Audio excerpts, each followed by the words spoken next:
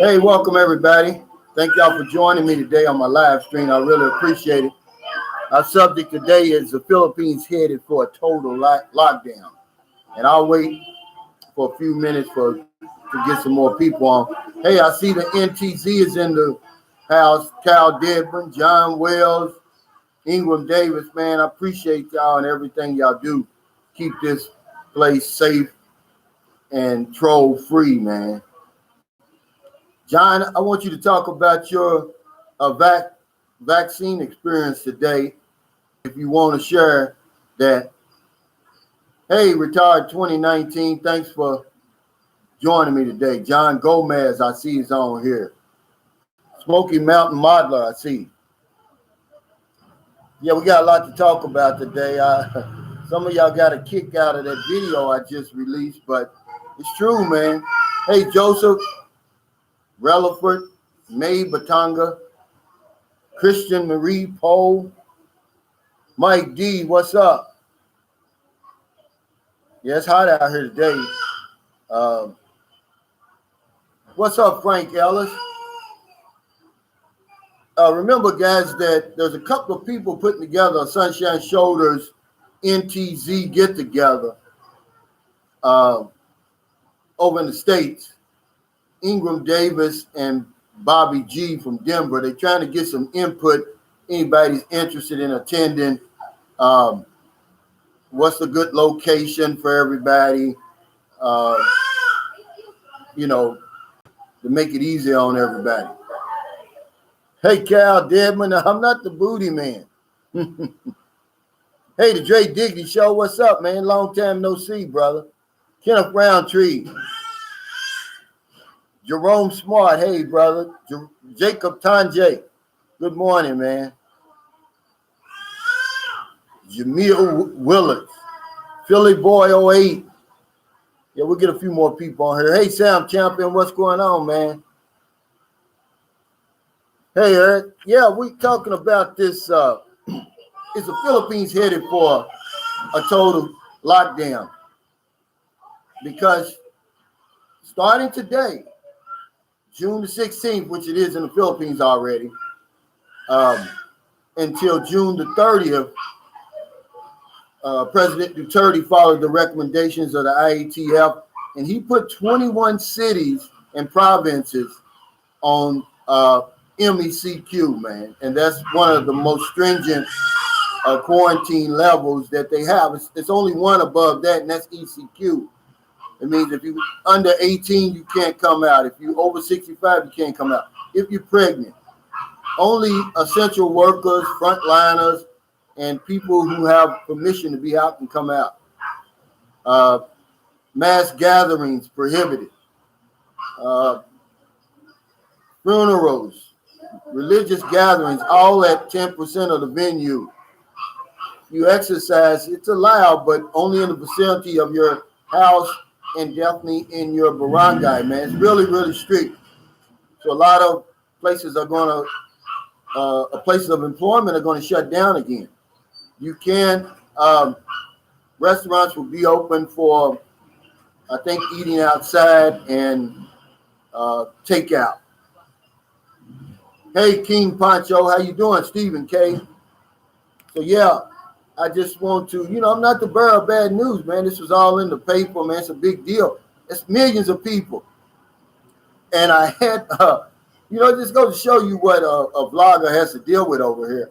Under that video, man, you can go in the comments. One guy says, oh, I'm up here in Manila, and every time I drive past one of these vaccine centers, it's full, it's packed. There's no problem. Of course, it's going to get to the provinces later. Man, if you think Davao City is a province, Iloilo City, Dumaguete City, Cagayan de Oro, Zamboanga City, Butuan City, Puerto Princesa, if you think that's a province, man, you got a lot to learn about the Philippines, man. It's millions and millions of people, man, up under these lockdowns, man. Lapu-Lapu City shut their vaccination centers down. You think that's a province? That's an urban city, man, because they run out of vaccines. And this is what I see, man. It's just going to go back and forth till the vaccines get here. Hey, Rowan Troutman, he said, coming from Barbados. Good to see you, man. Joseph Griffin. Hey, Carmen, how's everything going in Mexico? Oh, okay, Mike D says, I got the Moderna here from the VA. Last shot on May 4th. The second dose messes you up. He didn't say that, but I did. Felt like I had pneumonia. Couldn't work out for 3 days. Yeah. John said he got some, it's his first one, but he took AstraZeneca, I believe his name is, Zeneca. He said he got some bad muscle cramps. Hey, Marilyn Villa. Thank you. Congratulations. She was one of the winners on our community pantry giveaway yesterday, electronic community pantry giveaway.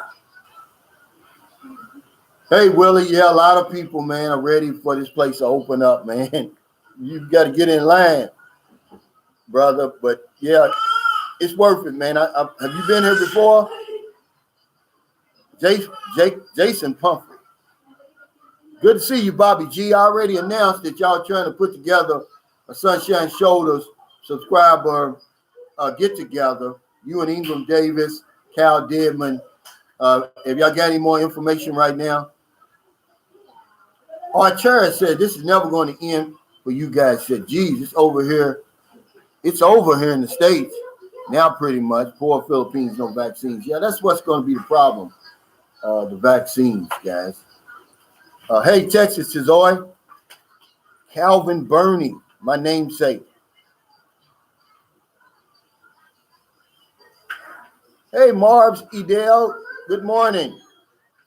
And for any of my Filipino subscribers watching now, at 12 noon today, we're going to have our electronic community pantry. We'll give away 2 1,100 peso boxes worth of groceries.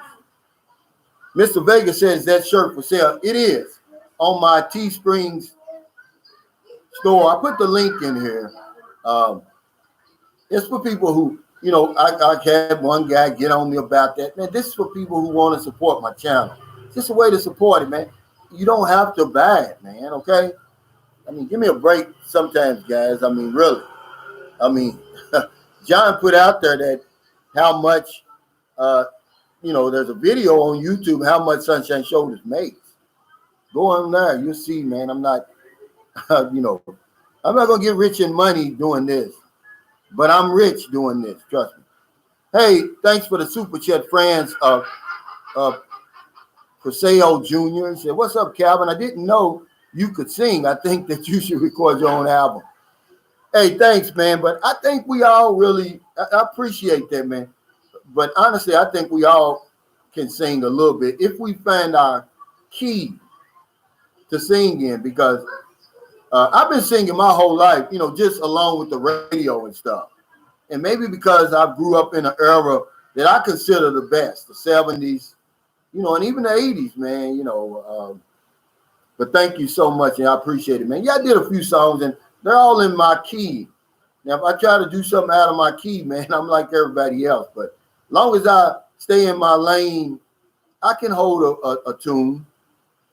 But my problem is I'm always trying to sing the stylistics. See, that's not my lane. Russell Tompkins Jr. is probably one of the best male tenors to ever do it. But that's where I get in trouble trying to sing that, Michael Jackson and stuff. But yeah, I appreciate it, man. Yeah, I can sound like Jermaine Jackson. I can sing him because I did that song, Daddy's Home.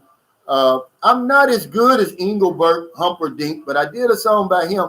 I thought I did pretty good. And then I did a song by, who's the guy that just died, who sings Raindrops Keep Falling on My Head? I did one song by him because my voice is deep. As long as I do those type songs, I'm okay.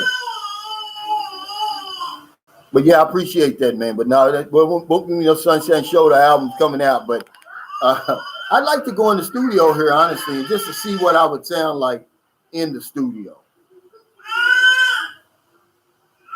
Hey, Reginald Graham, he said, Calvin, this is what I don't understand. News in the Philippines keeps saying they are getting millions of vaccines. How they are saying they don't have any? What is the truth there? Well, you got to realize there's 110 million people. Their goal, Reginald, is 70 million. They've even brought it down some.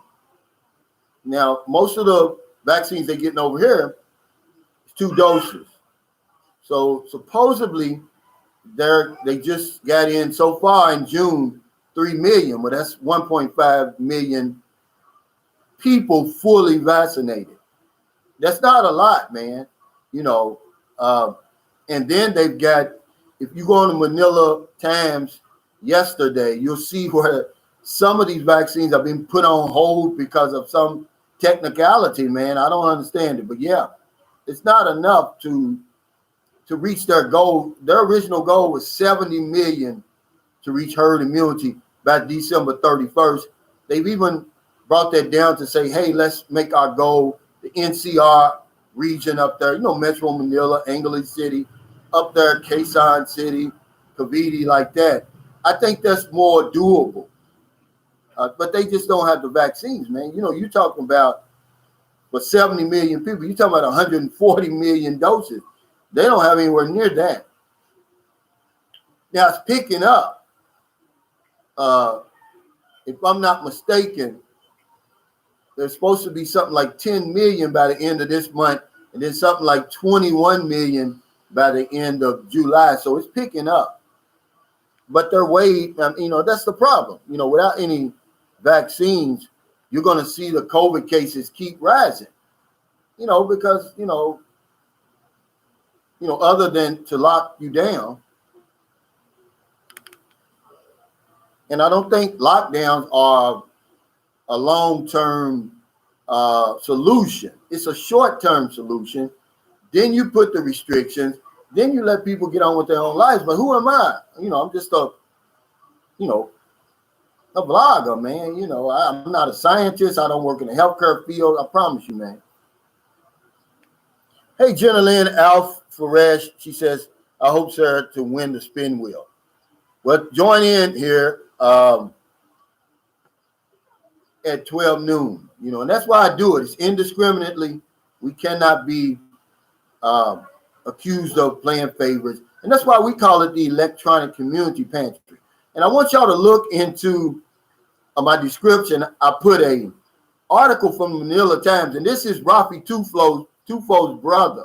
Man, he wrote a scathing opinion on community pantries and the problems they're having here. And after reading that, it's an old article, but I found it today and I put it there for your enjoyment. This is the reason I made the electronic community pantry. The name of the article is Desirable and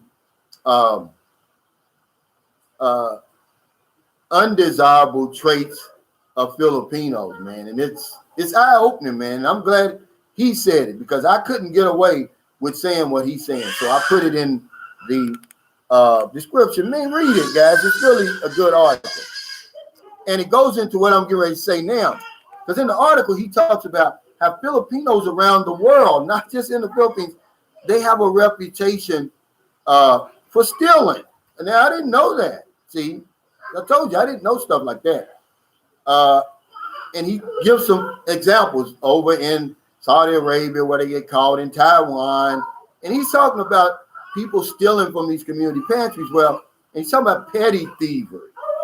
And that's what happened to me today, man. You know, I'm making my video with my shirt on today.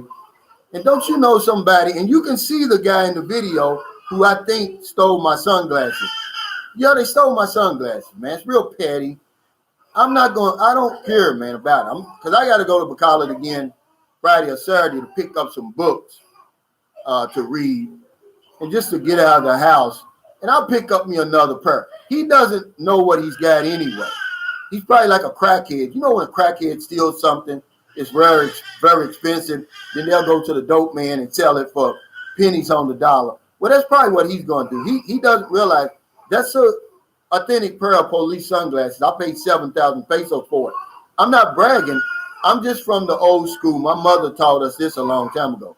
You get what you pay for. I paid about $120 for those glasses, but they were going to last me, provided somebody didn't steal them. A whole lot longer than 6 $20 pairs. and the quality, they don't hurt me here like a cheap pair of glasses on my bridge of my nose. They don't hurt here. See, so I'll just do it again, man. But that's one thing you gotta be careful for when you come over here. Pickpockets, just the petty thievery that goes on over here. And my first landlord in St. Carlos told me that. He said, Calvin, always lock your gate. He said, because and shut your door. He said, because people will come in and steal your cell phone. They're not gonna harm you, but they'll take your cell phone, they'll take your bicycle, they'll do stuff like that. He's been over here a lot longer than me. Hey, is Michael Cosby on the chat today? I hope he is, man. I hope he's feeling better today, man. Oh, okay. Big Sarge Speak says he ain't having problems with his vaccine. James Lyons, good to see you, brother. Oh, there's Michael Cosby. Thanks for joining us, brother. I hope everything's okay. Upton, I don't know this guy's name. Why don't you build a house? Because now I don't know who you are, man. I don't know if you're, but I'll give you the answer like I give everybody else. We have to wait on the approval of the building permit. I just can't start putting up structures here. And it just gives me time, man. Really, I'm not in a rush but to get some more money together, man, because y'all don't understand. I'm going to have to take out a Filipino mortgage over here. And all that is you pay as you go, I don't know where y'all get y'all's information from. I'm not some rich guy, man. I think that's why people relate to me. I'm just a regular guy over here, trying to keep my head above water. I'm certainly not going to bring that hamster wheel over here. But yeah, that's the reason why Upton, Galton. I mean, if they came back with that, if they approved that today, we'd start today. Okay. But thanks for that question. But yeah, it's not because I didn't want to, but yeah, we are. Hey, M Boona Orchid says hello from Canada. Moderna, both jabs already. Only second one caused aches in the joints. Wow, 24 hours. It sounds like what John's got. Hey, Sco Social, he said, I got sick and tired with my second shot. Lasted only 1 day. Yes, about what he just said. Okay, let's see what we got.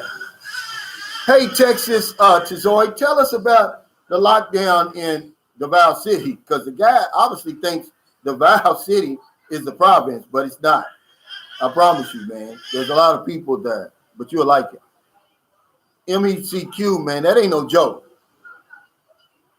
And Dumagetti, too. So, I don't know if you are going to see a lot of these Dumagetti disciple videos at the beach now because they've closed the beaches and the resorts. You can't go there right now. Not under MECQ. It can't happen. Hey, Ron Bisley said that T-shirt's nice. Thank you. Yeah, I've got this on my Teesprings, man. I just wanted to wear one to show y'all what it looks like. I don't want to be a hypocrite. Oh, yeah, Jacob Tanjay. YouTube is making the big money. Absolutely, man. But people like you, man, you're intelligent enough to know that. Unless you one of these guys like these little kid shows. They got a little dude over here. I think his name is Ryan. Well, he's not here. I think he's in America, Canada, somewhere, where he puts together toys and stuff. Yeah, I'm not him, man. This guy's got like 100 million subscribers. I mean, million views. Yeah, there are people on YouTube who earn a lot of money. I'm not one of them, I'm just being honest with you, man. Would I like to get that big? Probably not, because then I'm on the hamster wheel again.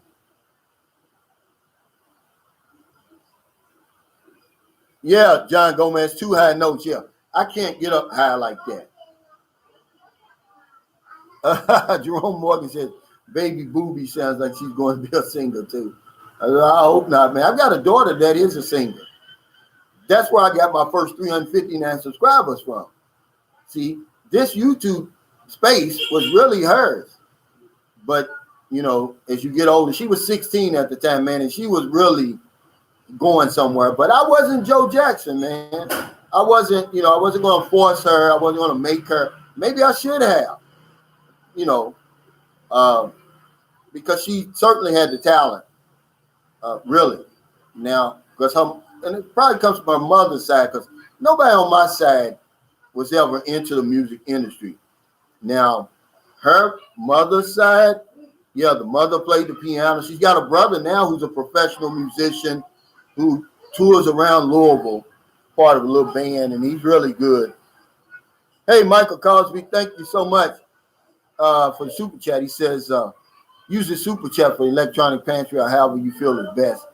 You're doing a great job. I'm proud to know you. Thanks, man. I really appreciate you, man. And I don't understand what all the confusion was last time, man. And, you know, as you know, man, we go back and forth on my email, man, and I couldn't understand it.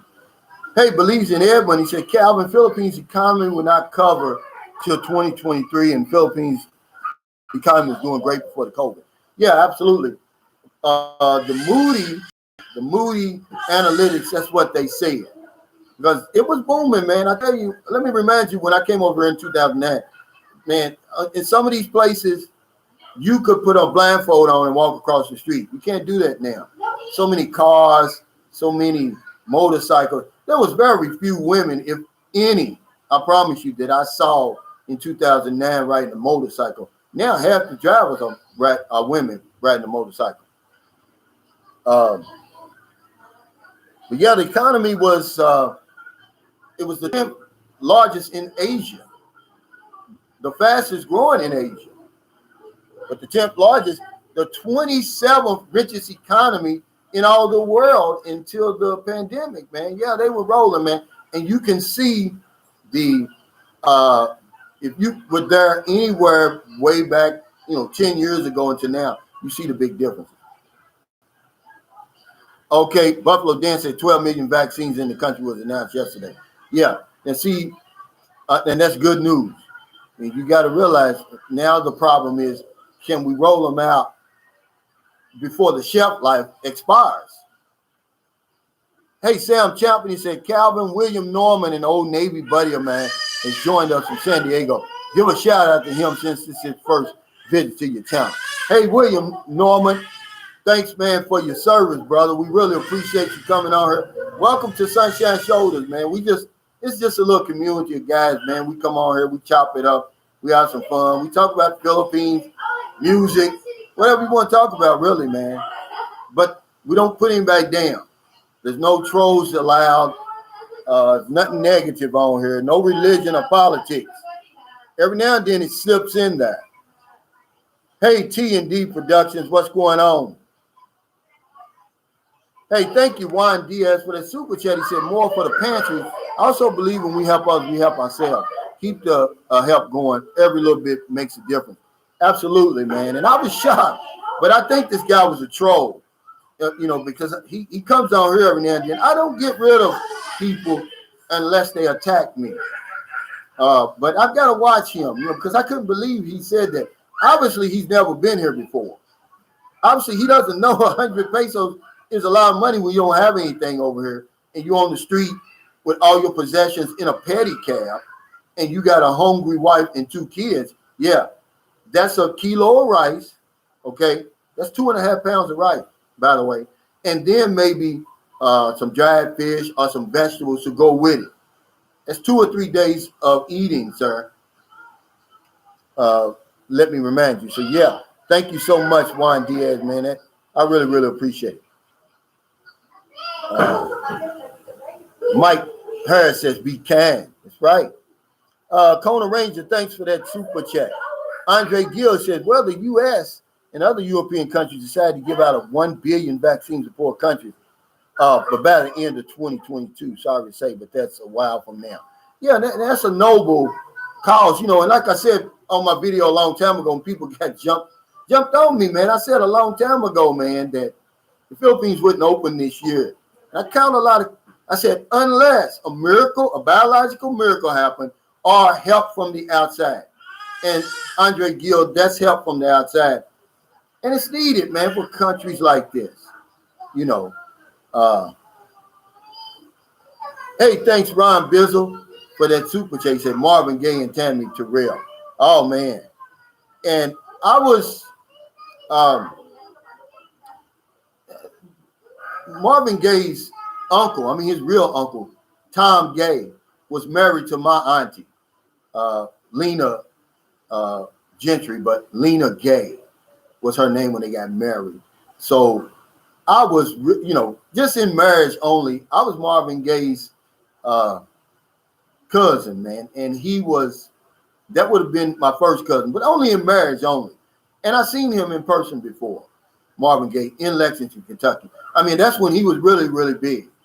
He came over his uncle's house because that was his father's brother. Tom Gay was his father's brother, the father that killed Marvin Gaye. He married my auntie, man. They didn't have any children or anything like that. Hey, Manuel Finley, yeah, B.J. Thomas. That's who I'm talking about. Yeah, I did a song by him. I forgot the name of that song. But yeah, I can do songs like that. Jerome Morgan says the president of the Philippines says if he doesn't get help from the U.S. in regards to getting more vaccines for the people, he's going to cancel the American Visitation Agreement. He seems serious. Yeah, he probably is serious, but it's a lot bigger than him.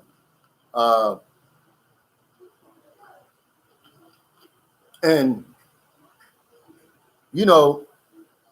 I thought that by the presidential election being next year in May, about a year from now, I thought that would kind of speed things up with this, vaccine and getting the COVID taken care of. But I'm almost thinking now he's like a lame duck, man. I'm thinking he's not going to really take any chances and just, ride it out, man. And I really can't blame him, really, but I'm thinking that's what's going to happen now. I thought by because next May is their elections again for president. And I thought maybe that would force his hand, but you're not going to force Duterte's hand.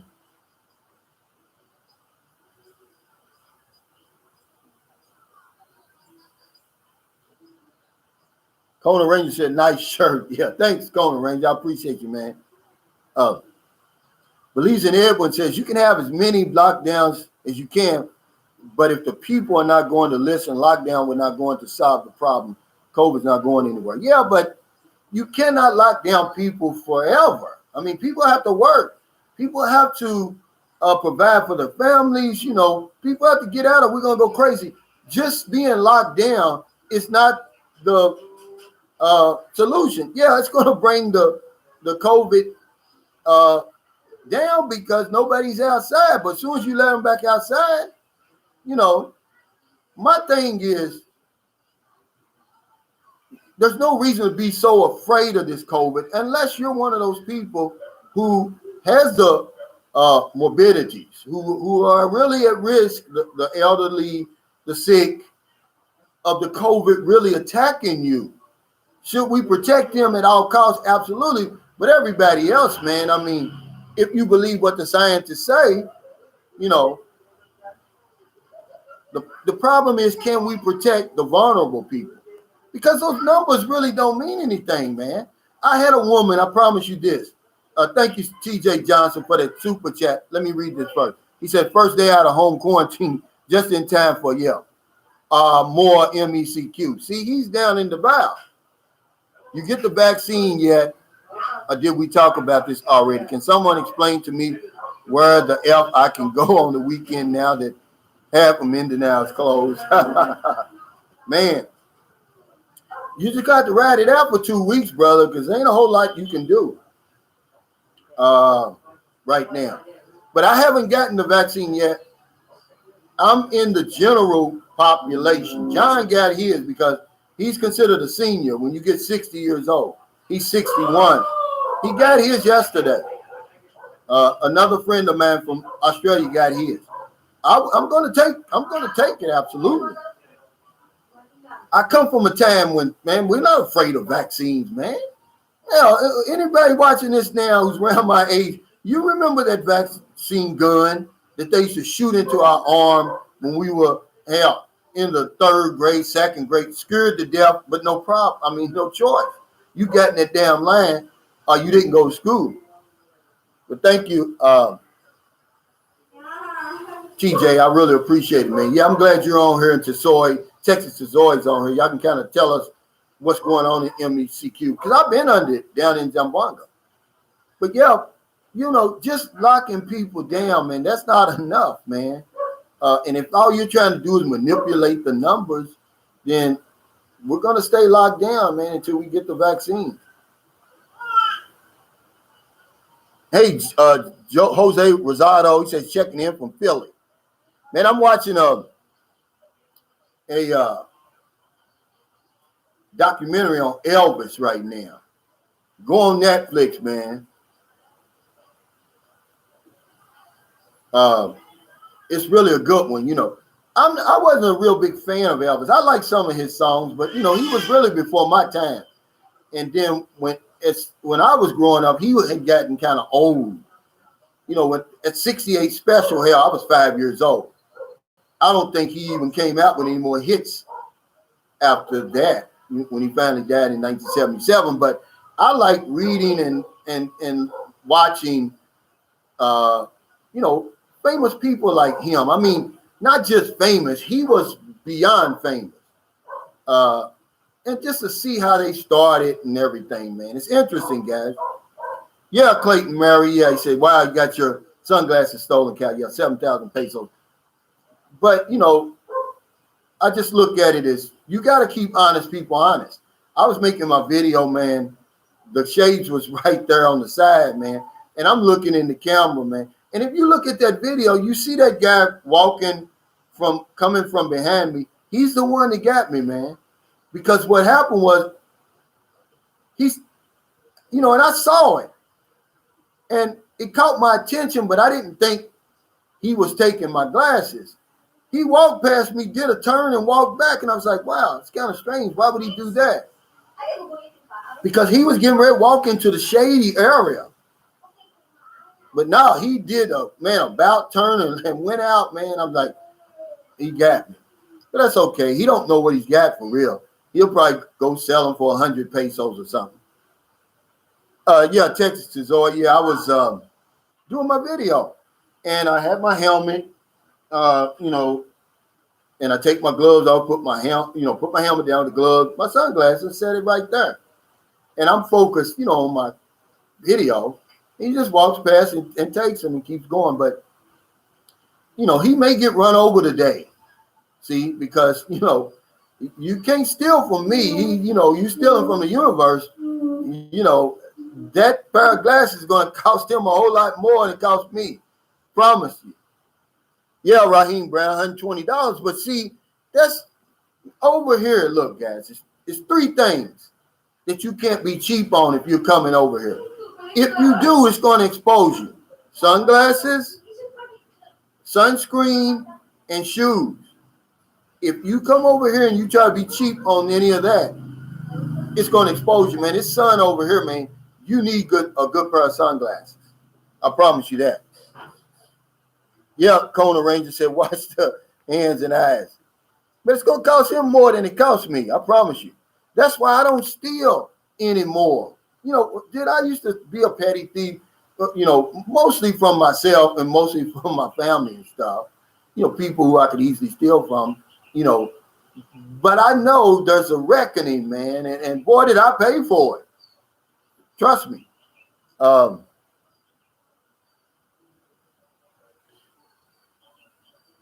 Yeah, he's going to pay for it. Hey, Simply Akers, thank you for joining us. And I want to tell you, on my video, Simply, I wasn't trying to make light of human trafficking. That's what I said at the beginning. I'm against human trafficking in any form. Okay? When you force people against their will to do that kind of stuff, whether it's, you know, men, women, or especially minors. And I don't advocate sex tourism, but I'm just telling you that life is what it is. This is life on life's terms. You know, prostitution is the oldest profession. And it was here long before us. And it's going to be here long after we're dead and gone and our bones have turned to dust. I was just answering a question from Emmett, one of my subscribers. You know, he heard me on one of my live streams. I talked about the conversation I had with the taxi driver in Bacala. Man, this guy was dead serious. He was in his mid-50s, and his wife had died like 8 years ago, 2013, of breast cancer. And I just asked him, hey, man, are you going to get married again? He said, no, I'm never getting married again. It's too expensive. Now, that should have been a red flag for me right there. I mean, that should have been a warning for me. If he doesn't want to marry these women over here, what makes me want to run out and marry them? You know, he says it's too expensive. You always got to take care of them, and he's having problems taking care of his kids. I said, well, do you have a girlfriend? He said, no. I said, I just deal. He said, I do the buy one, take one thing. I'm like, buy one, take one. He said, yeah, I just deal with the street women. And he told me how much he paid. He said about 300 to 400 pesos. He says about half of what it used to be before the pandemic. But I want to warn you guys. Hey, thanks, LR, for that super stick. I appreciate it, man. I really do. Filipino men buy booty, okay? And so, you know, do you think that they can afford those exorbitant prices that they charge in Angeles City, Subic Bay, Manila, Cebu, you know, in that Mango Square area in Cebu? No. But there's women who cater to them over here. 200, 300 pesos. So if you're into that sort of thing, which I'm not, I can't perform on the clock. I've never been able to do it. Never been able to do it. Only in the service, and because I'm in the Navy and you have to see for 73 days, you know, you can work on any clock then. But if you're into that sort of thing, you get with the tricycle driver, you get with the pedicab driver. You don't run straight to Subic Bay and all them places. Are you going to pay the right regular price?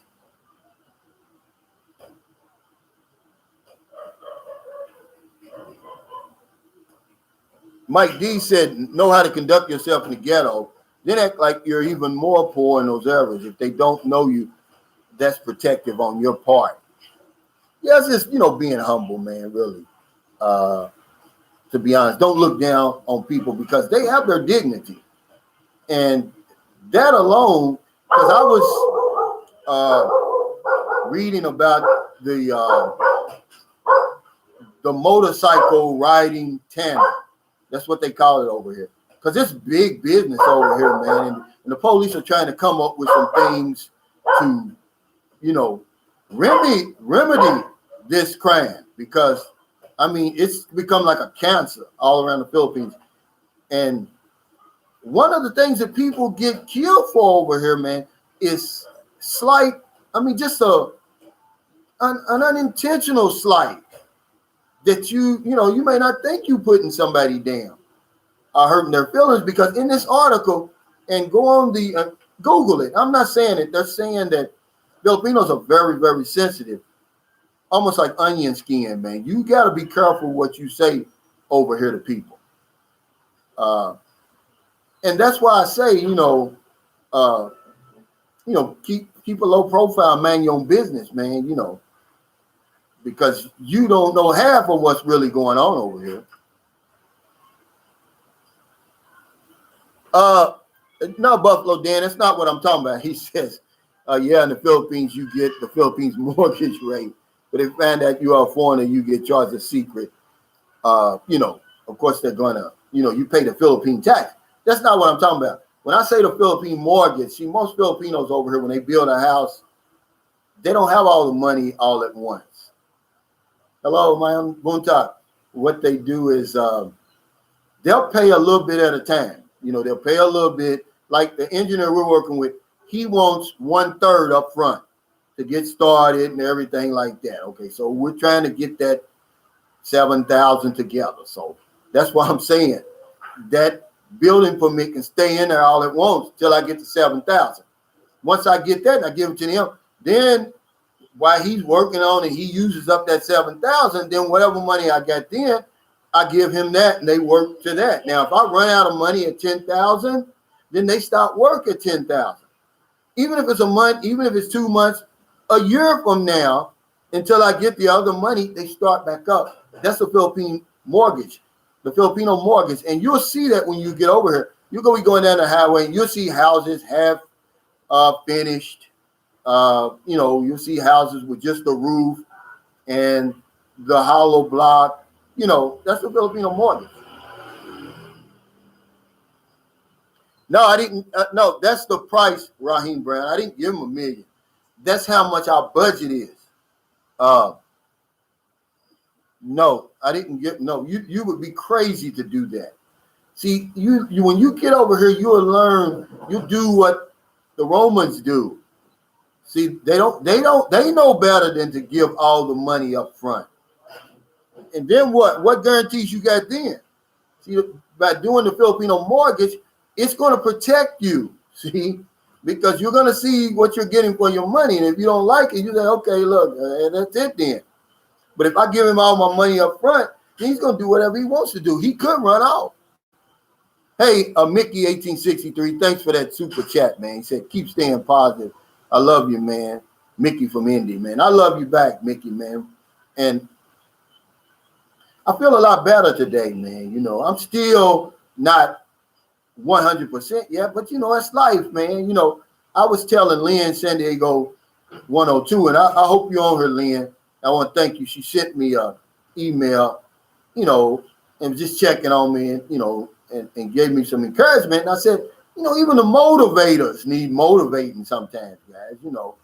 I just didn't want to be a hypocrite, and let you guys think that, man, this guy lives on a bed of roses every day in the Philippines. No, it's not a bed of roses.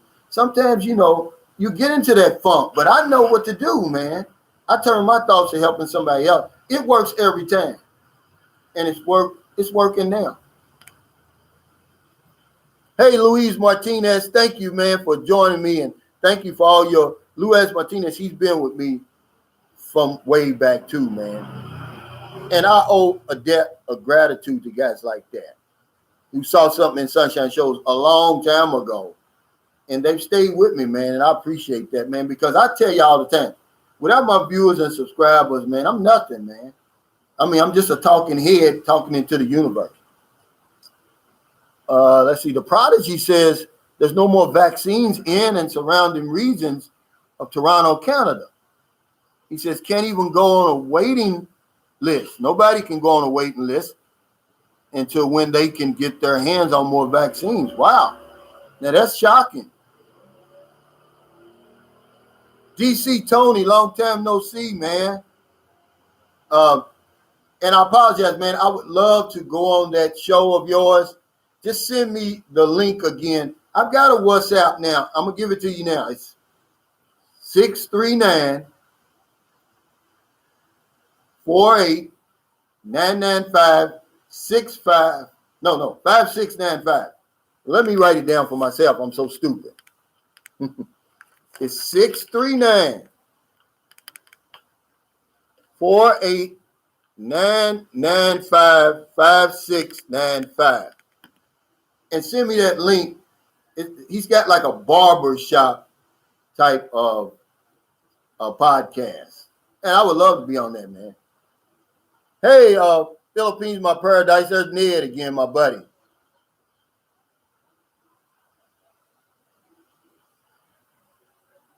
Stephen K. Okay, Jason Tange. They can't give the vaccine in Texas. Nobody wants it now. Wow. Can't give it away. Man, I wish I could get it. But like I said, if I have to leave here, I'm going straight to Guam anyway. But I think by the time I have to leave here in about, let's see, July, August, September, October, November, I've really got like 4 months, 4.5 months, 5 really, but I'm not going to leave at the last minute because anything could happen here. Okay. Hey, Frank Ellis, thanks for that compliment. He said a t-shirt looks like real cotton, not cheap. Yeah, this is one of them, what they call it, where it supposed to absorb the sweat or something. But it's cheap over here, you know. It doesn't cost a lot. Montrose Williams, what's up? He said those artificial intelligent robot dolls, Sophia and Asha, will be home wreckers. Let me know what you're talking about. Hey, Tim Jacobs, he says, will you ever introduce your family on the channel? I've tried to do it, man. And, you know, they'll come on when they can. But, see, I'm kind of glad I didn't, man, because it's some low down, dirty, rotten scoundrels on YouTube, man. And I don't want to expose them to that. I can take it. I got thick skin. Look, imagine. I can handle it, man. I've been handling it for 58 years over there in America. Man, remember I just got through telling you, man, Filipinos, man, they're thin skinned. They can't handle that stuff, man. And that's why those guys, they don't go after the Filipinos. You know why? Because they know that motorcycle tandem will come after them. So they pick on easy targets like me. But yeah, brother, I wouldn't expose them to that because it's just how it is. But yeah, thank you, Luis Martinez. I really appreciate you, man. I mean, that's real talk, man. Timothy McNara said those dolls will eventually put Angley City out of business. I don't know, man. I want the real thing, guys. Hey, yeah, Daryl Fulmore says, hit the thumbs up, guys. Y'all know it helps me. I appreciate everybody, man, for your super chats, your super stickers, your thumbs up, for just joining me today, really, man, to be honest with you. Yeah, Texas is always right. He said, man, come to the PH, have all the P you want. LR says, see how you got to keep a stiff upper lip for us. I am, man, you know, Larry. But, you know, the bottom line is, you know, sometimes, you know, I fall down and need to be picked up. Cal Deadman, NTZ Zone in the house. Thanks for that super chat. He says, Cal, is it cheating if your girl knows that you bought a life doll? My friend did this. Is he wrong? No. You know, because it's not a real, you know, woman. But see, I'm going to tell you something, man. Cheating happens here first, long before the physical. And I don't consider it cheating. If you're not married, guys, listen, it's not cheating. And I argue with anybody about that. If you're not married, it's not cheating. And if you've never met the woman before, it's certainly not cheating. If you're over there and you're chatting with somebody and she wants you to stay committed to her, man, hey, good luck, buddy. Hey, Don Harvey said, Calvin, you're a veteran. Fly to California, go to VA, Palo Alto, and get your Alcho Facai. It's free for you and your spouse. Oh, yeah. I know that. I can do that. I could go, if I wanted to go through all the hell and high water to get to VA and, you know, and make the appointment and all of that to get my vaccine, I could do that. But I just let it happen when it happens. But I'm certainly going to take it. Anthony Villafranca says half of San Diego, California, not even wearing masks consistently. And we were marked ground zero on the West Coast for a while. Yeah, he says politics. You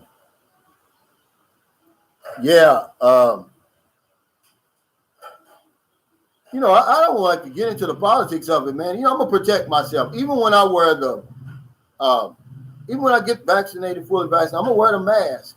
I'm a social distance, you know, to the point that it's, you know, reasonable, you know, until they really get this thing under wraps and get everything, you know, situated.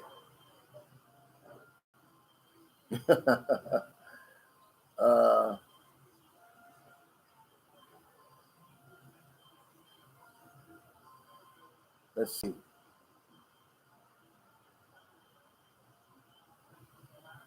Ace Bachelor 2 says, I took time off work to catch the stream. Oh, man. Now, that's a compliment. I appreciate it, man. I hope you got some sick days that can pay you for that. My brother, man, he's a nurse in Louisville, Kentucky. He works at St. John's Clinic, really Phoenix Health Clinic in the hood in the East End. And he's never missed a day, never taken off sick. He's got so many sick days, they have to make him take off work, man. He's been there since 1988. This guy's a workaholic, man.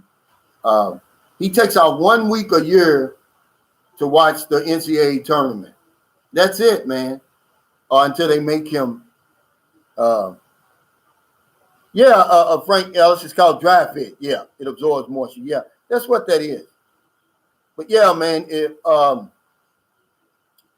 Larry said we're all a human, man. That's right. And that's the point I was trying to make. But it's not cheating, guys, if you're not married. It's not cheating, certainly, if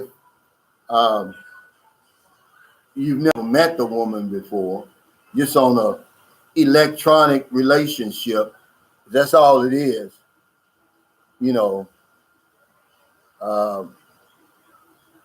Hey, Leonard Lund from Houston, Texas. He said late, but I caught your live stream. Man, I appreciate it, man. And I don't even know who came up with cheating anyway. Is that a woman that came up with that or a man? I'm trying to figure that out.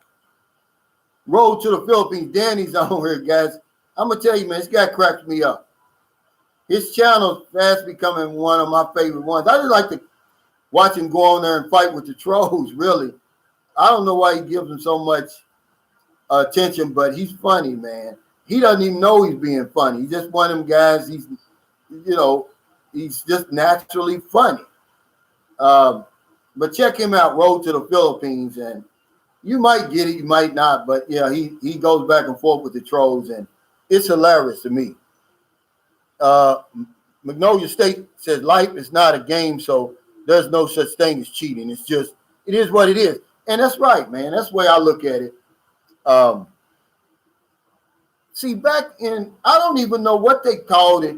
Was it fooling around? They didn't call it cheating back when I was little because my father had 3 families. He was a preacher, but he had 3 families right in the same projects, man. Right on the same, I promise you, man. This is a true story. 2 of them on the same street and then 1 on the street over. My father had 3 families, and my mother never kicked him out, never did anything. Was she a fool? No. Men are hunters, man. Men and women are equal, but we're different. I think they called it fooling around. They certainly didn't call it cheating. I don't know what Timothy McNamara says, not cheating, just practicing. John Gomez says, I've always been a cheater. It's just something, and in our society now, man, that word, man, it really makes people get upset. Somebody calls you a cheater. You don't even know what a cheater is. You think, because you fool around or whatever it is, that's a bad thing. Hey, Michael Dawsonville said, hey, Calvin, I didn't know you had your live today. I almost missed it. I just got home. Yeah, thanks, man. See, normally I got off track when I went to Lackawanna Island. See, normally this is U.S. times. Normally I do it Saturday night, Monday night, and Wednesday night, U.S. time. But when I got flipped around there, now it's Tuesday night there, then it'll be Thursday night. See, the next time y'all see me, it'll be me and John's show Friday, which will be Thursday night. And that's all it is. Then eventually, I think it's going to catch back up, Michael. Yeah, Tori Carter said running around. Yeah, I think that's what they called it. And one guy said my father was a stud. That's just how it was back then. William Hung said your dad was a stud. But he wasn't the only one, especially preachers, man, That's just how it is, Smoky Mountain Motler says, thou should not commit adultery. God must be a woman. Excuse me while I dodge a lightning bolt. Yeah, see,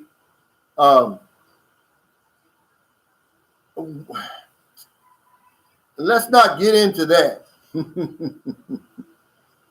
But I'll tell you what.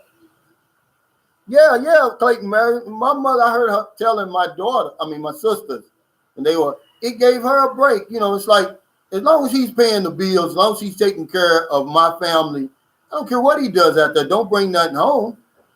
Yeah, Adon Harvey. He's cheaters, the IRS. Enough said. Yeah, I guess you can, cheat like that. Montrose Williams said they call others cheaters till they get caught. Joseph Relaford said, what's that called? Catting? Hey, Gleason Baker, what's going on, man? I'm glad you could join me, man. Thank you for all your help and support, man. And when you get over here, me and John, we're going to take you to the Maria Wani restaurant, man. Dinner's on us, Gleason. He said he wanted to hang out with me and John.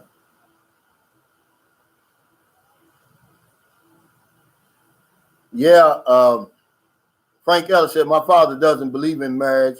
He believes men were put here to fertilize the eggs of women. He's a straight up player. But see, I think when all of this stuff goes on, but see, that's what I'm saying. They'll say, oh, yeah, they'll call you a cheater. But then knowing good and well they're cheating on their taxes, who isn't going 10 miles over the speed limit? You're cheating, man, if that's the case, right? How many times have people stayed longer on their lunch break than they were supposed to? That's cheating. But, hey, Red Silk Lloyd, good to see you, brother. He said the term cheating had to have been coined by a woman. They play games, so they don't like when men are men. Oh, absolutely. And see, I said the same thing. I said a woman had to have come up with that term. I don't see a man coming up with that term. Because really, how will you tell if a woman's cheating unless you absolutely catch her in the act? Yeah, King Arthur, cheating said used to be called messing around, fooling around, running around. James Lyon says, man, y'all are all with the infidelity, not mad at you. It's not that. If you're not married, then what the world? You gonna tell me that's a committed relationship if you're not married? Really? Yeah, he says it's no cheating if no emotions involved. Texas to Zoe, that's exactly right. But here's another thing. I would rather my woman physically cheat on me than mentally, than be really all in love with a man up in here and, and just her body with me. I would rather her physically cheat and still love me than to really be mentally into somebody else, guys. Think about that. And women can't get over that. They're so possessive. They want to own you. So you can, as good as you are, you can be the best man that ever lived. But if you lay down with another woman, are you no good? That's foolishness. I don't buy that. Renard Smith said, spirited encounters. Hey, Dan Foghat. He says, I'm Alex, watching you from El Paso, Texas.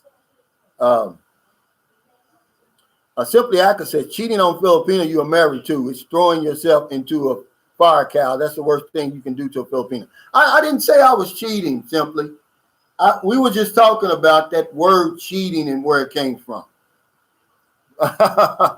Hollywood Baby, that's one of my favorite songs. Who is that? Is that cheating in the next room, making plans to meet up soon? Yeah.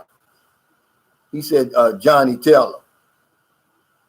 I love Johnny Taylor, man. I got him on my Spotify. Yeah, Red Silk Lloyd says some men have more than one wife. Is that cheating? Women just want to possess you.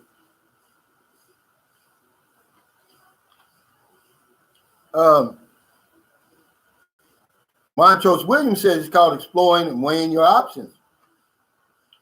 John Gomez said, preach, Calvin. No, really, it's, it's just the way I look at it. Jacob Tanja said Clarence Carter called it slipping away. you know, I really like only one song by him, and that was Patches. Remember that song, Patches? He was telling the story, man. We used to cry when we were little. We hear that song. Yeah, yeah. Left y'all around says, I just discovered a great singer called Clarence Carter. Are you familiar with him? Yeah. Listen to his song Patches. Telling the story, man. We used to cry when we were little. Rag Jam Rock, your papa was a Rolling Stone. Absolutely. Mine was. That's why I've got a little brother who lives in Cincinnati. I've got a sister and brother that lives in Lexington, Kentucky. And then remember, he had 8 children with my mother. I don't know how many he really had. You know, to be honest with you, does that make him a bad guy? No, it doesn't. Mr. Free says it's always cheaper to rent than to buy. And people, you know, are starting to get familiar with that, you know. Hey, Mike's Philippine Journey said, what's going on, Cal? Yeah, what's going on? Yeah, okay, Patches that's a sad song, man. Yeah, Jacob Tanje, I love that song. And then, Mr. Freeze, Johnny Taylor says it's cheaper to keep her. And, you know, it really is, you know, just because I don't think if a man fools around, because that's what I call it, messes around, runs around. I don't call that, I don't think that's a cause for a divorce. A woman would be crazy to divorce a man for that. A good man who's, you know, giving you a great life, is a good father to your children, and you find out he's physically being with another woman, not mentally, but physically. Because men are hunters. We're different from women, man. We're not the same. You know, yeah, we're equal, and we should have equal rights under the law, but we're not the same, guys. That's just how it is. Oh, yeah, Left Y'all Around said my favorite song of his is called A Stroking. Yeah, yeah. They like that. Kona Ranger said the Little Red Corvette. That's Prince, man. I tell you what, in the 80s, man, when Prince and Michael Jackson was going at it, man, you talking about they were bringing the best out of each other, man. Mike D. Yeah.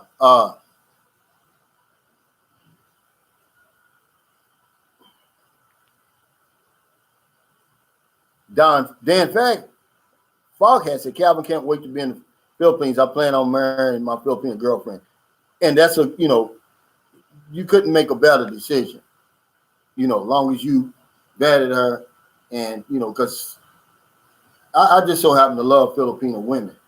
You know, at 58, I can say that. I've been with other women, and I can say, you know, I'd rather be that.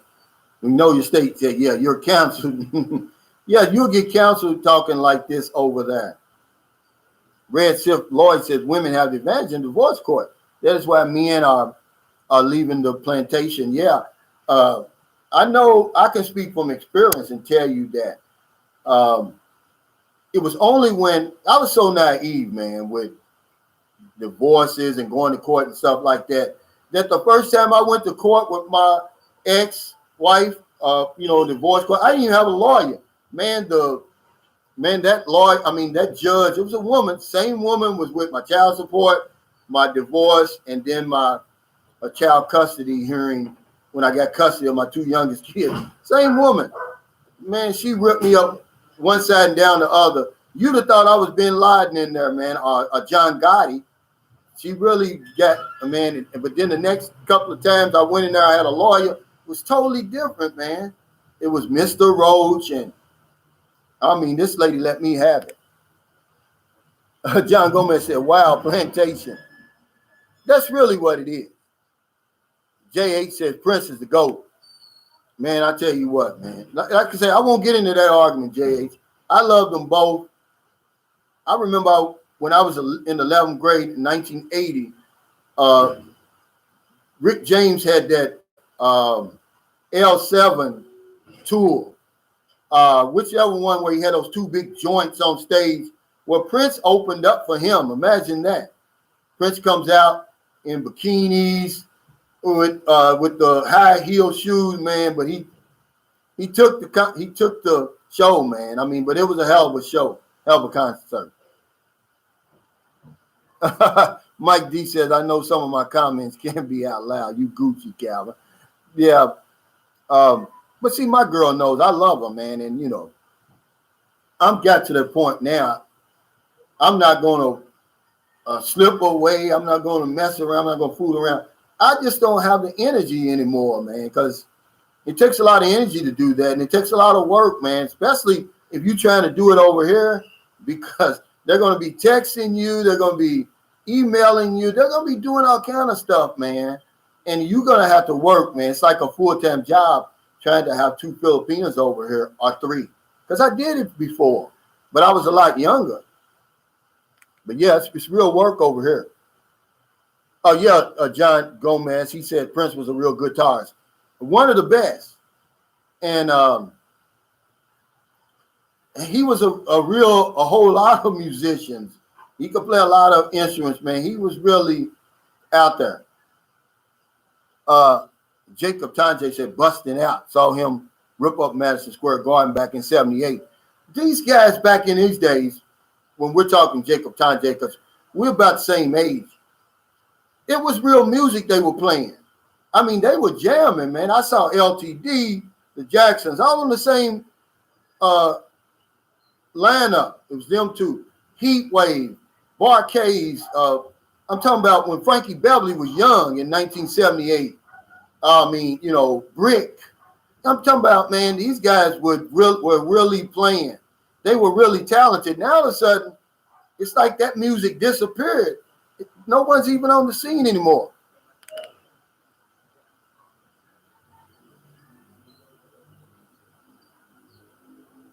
TJ said, you honestly just got to set expectations and not expect them to get along. It's doable. Yeah, it's a lot of work. It's doable because I did it for about 2 years. But it wears on you, man. But here's the crazy thing that I went through. You know, with my son's mother and then the lady that I eventually married. Like I said, the biggest mistake I made over here is I married my mistress. See, as long as we wasn't married, she didn't care. I could do anything. I'd stay with her 2 months, then I'd stay with my son's mother for 2 months, and they'd be angry till they saw me again. I mean, my son's mother, man, I mean, she was a maniac, man. And they're both over in the States right now. She was a maniac, but the minute I got off that plane, she'd be waiting for me at the airport or the pier or wherever, bus station. It was like I never was gone, you know. But after a while, you just get tired. Hey, May Batanga, thank you. Today I want you to be on the 12 o'clock on the live on my Facebook page for Electron Community Pantry, May. Good luck. Yeah, Jacob Tanjay said, true that, Brother Cal. We ran with the same set. When I saw People Bryson, he was a warm-up act. Yeah, I saw him when I was in the Navy. This was 83. We came back off the MECQ cruise in 84, May of 84. I saw People Bryson and Jennifer Holliday at, it wasn't Louisville Gardens. It was the Louisville, I forgot what it was, on 4th Street. And man, you talking about a concert. Wow.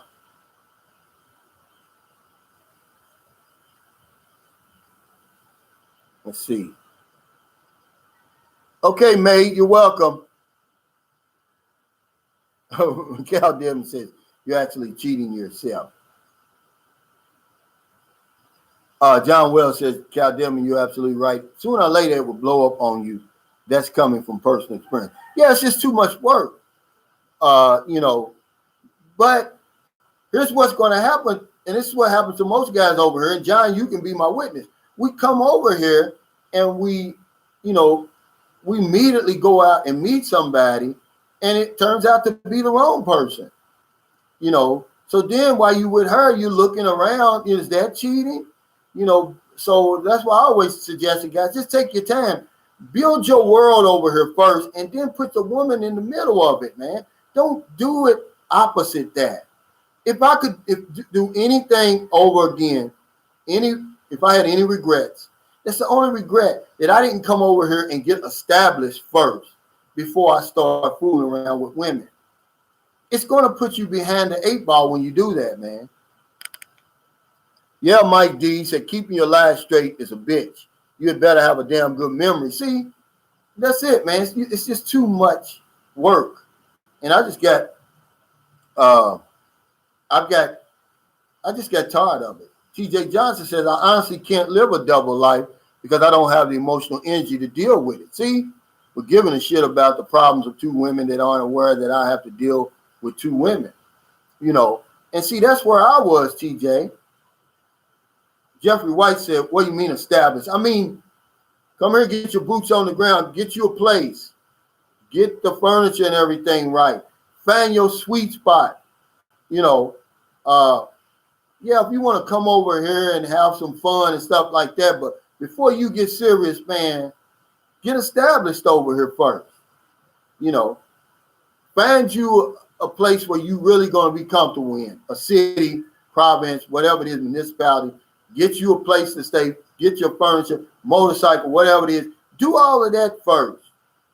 Then get serious. I mean, I'm not saying don't be womanless until then. I'm saying don't move in with a woman the very first day you get over here. And that's a mistake most of us make. I made it. You don't have to have a live-in right away. Hey, Jason Kincaid, thanks for that super chat. He said, take John to lunch on me. Great content. Thank you, man. I'm going to do that. We'll do that Friday, John. I appreciate it, Jason. Yeah, that's what I mean, Mr. White, by getting established first. Don't come right over here and have a live-in partner, man. I'm going to tell you, man, you paint yourself in a corner. It's not, unless you just, now I'm not saying you're going to get unlucky, but it may not be the woman that you're compatible with, because you don't get lucky here, you get unlucky. Okay, but the more we speed it up over here, because for some reason we come over here and speed up. Slow down, man,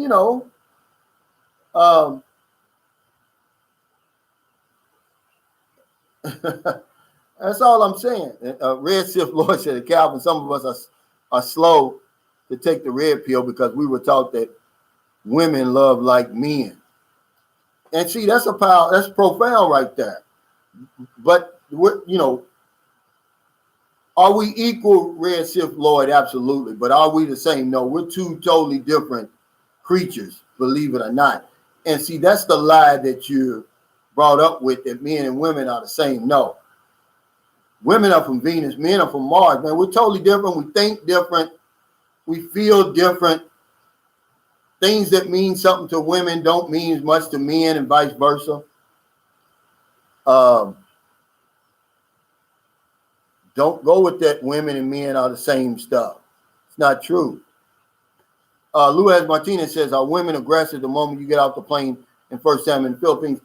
Absolutely, man. If you met them online, you know why? Because it's like finding that golden ticket, man. It's like finding that lottery ticket.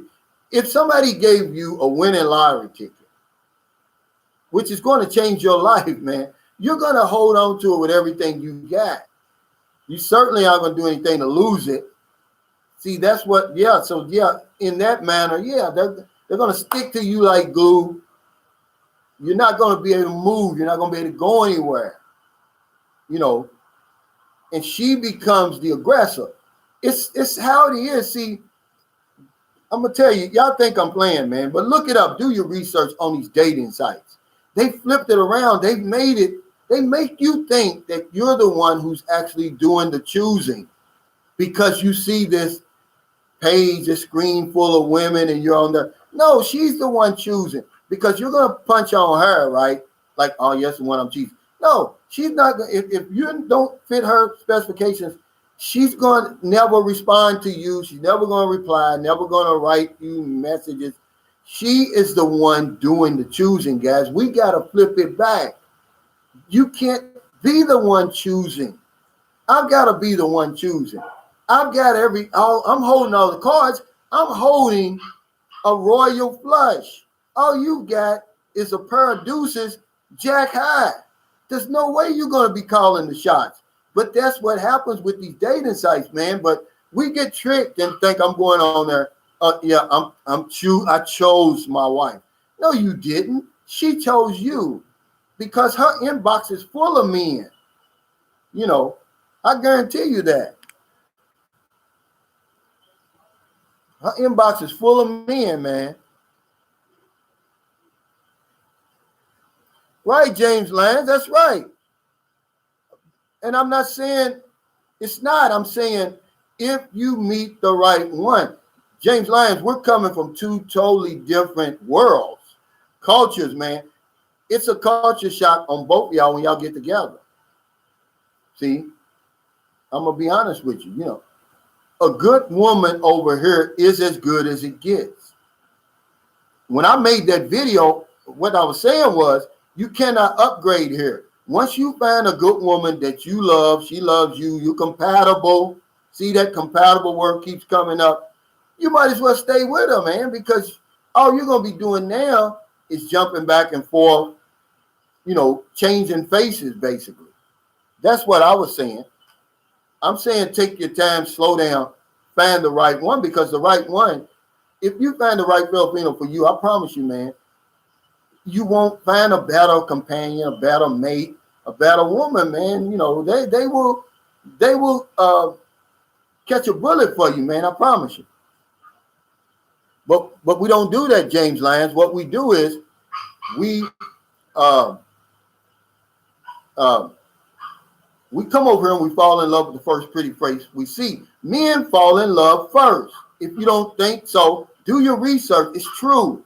The Filipina knows it. You're going to fall in love with her. And then that's when she gets you. She's going to bluff you with that pair of deuces. You're going to throw in your royal flush, man, like you ain't holding the winning hand. Yeah, you holding the winning hand, brother, but when you fall in love, you're going to throw in your cards, man. You're going to fold.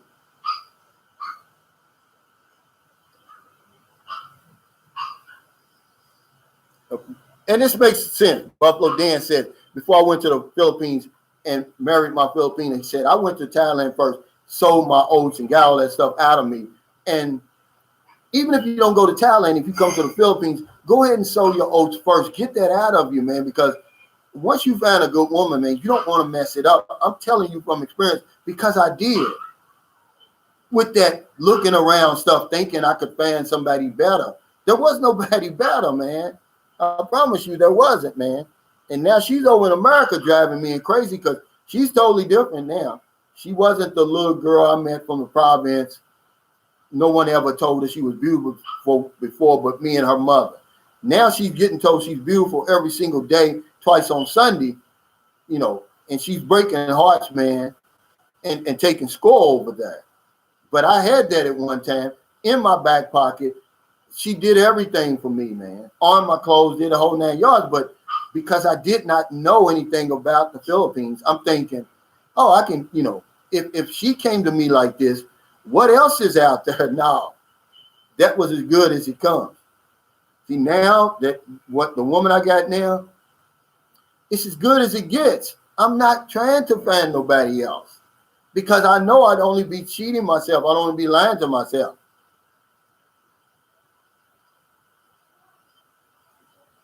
Oh, yeah, Simply Acker. See, this is what you need to do. I tell you what, Simply, why don't you set it up and interview me and we'll talk about this stuff on your channel? Because you need to do that. She said, Cal, sometimes I want to use my channel and talk about things like that. Guys, you can't. Now, this is a Filipino saying this. You can't get married to a woman after 6 months of meeting or without researching her background. That is coming from a Filipina, man. Okay? Does it get any clearer than that? But Simply, here's what I'm going to tell you. That they heard you, but they're not hearing you. Okay? They heard you, but they're not hearing you because they're going to come over here. They're going to see that little perfect body over here.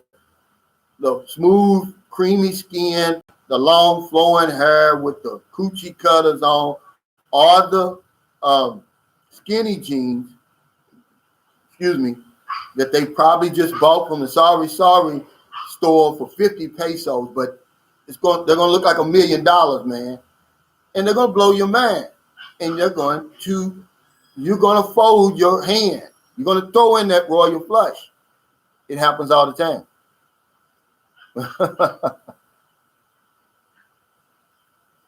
Hey, American Express, what's going on? Jerome Morgan. But see, if you're only going to be over here for 2 weeks, then you're going to win. I promise you. But if you're going to be over here for the long run, man, you can't come over here with that sort of game plan. You're going to lose.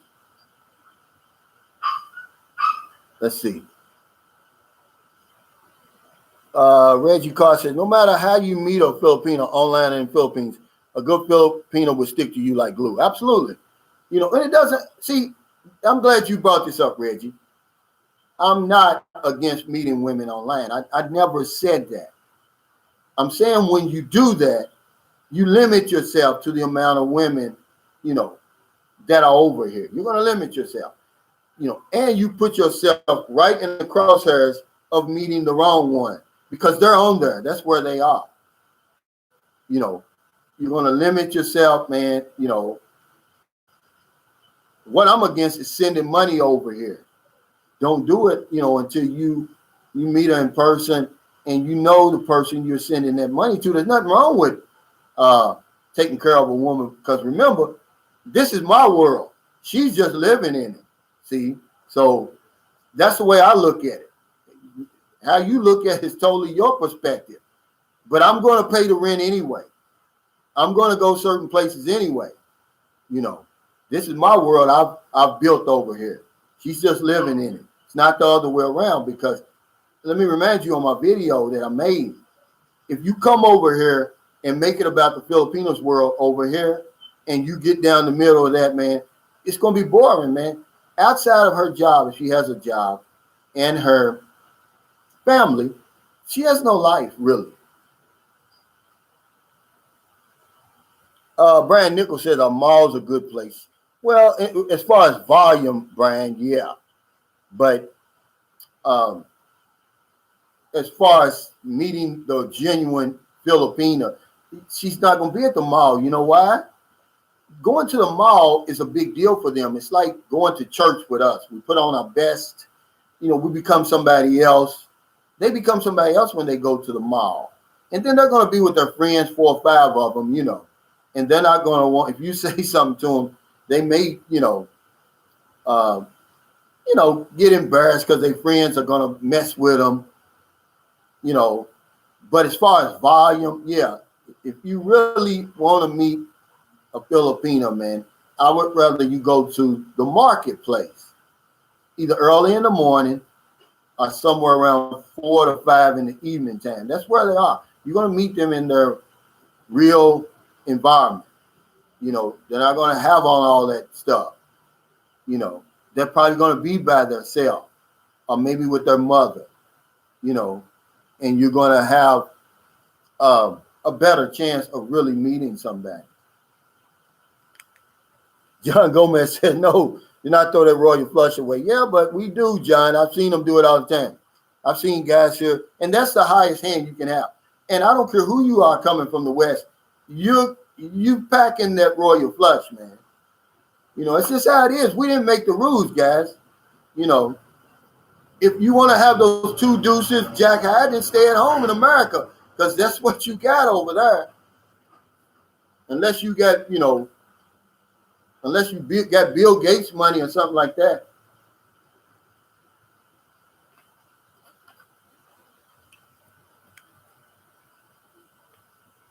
Thomas Green said, will it be dangerous to be in the Philippines? No. I can say it's not dangerous for me, Thomas. I quit saying it's safe for everybody because I don't know you, Thomas. I don't know your lifestyle. I don't know what you're into. But for me, it's safe. For guys like me, it's safe. In 12 years, I've never had anything that even resembles trouble over here. if that can answer your question. Are there places in the Philippines where you're not welcome? Absolutely. But the overwhelming majority of the Philippines, they're going to treat you nice, man. You're going to be treated very well. Hey, Nicholas Cherry, happy birthday, because it's already your birthday here. See, he says, shout me out, Cal, my birthday's tomorrow. Well, it's already tomorrow here in the Philippines. So happy birthday, Nicholas Cherry. You're a year older, I guess.